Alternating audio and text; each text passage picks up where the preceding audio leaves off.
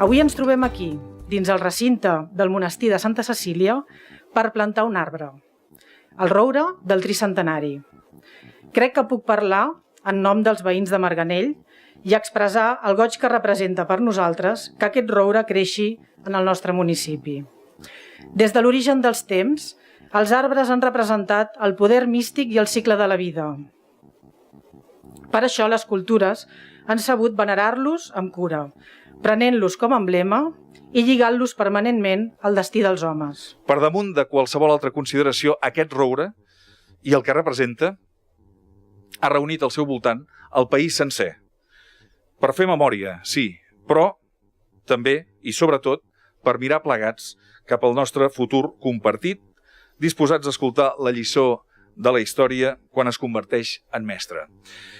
Si, com diu en Torralba, la història no és una fatalitat, sinó el resultat de la llibertat humana, esperem que el signe del nostre futur sigui també el fruit de l'exercici de la nostra llibertat.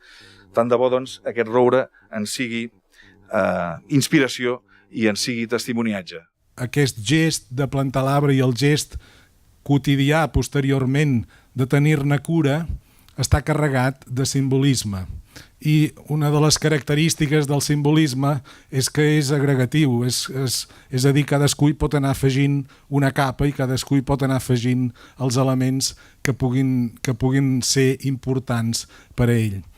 Amb això vull dir que la defensa de la nostra llengua, la defensa de la nostra cultura, la defensa de la nostra identitat nacional, la commemoració d'aquest tricentenari i tot el que abans resumia el senyor Calçada amb la catalanitat, no és una cosa que desvetlli els instints més primaris de les persones, com de vegades poden fer creure alguns mitjans, sinó que és una realitat que desvetlla, en el nostre cas, si més no, allò més genuí, allò més valuós i allò de més qualitat de la persona humana. És oportú, és bo haver-ho fet d'aquesta manera, amb l'aportació de terra que representa, en el fons representa gent de Catalunya, la gent de Catalunya, que a més respon a un signe ben divers i ben diferent, no?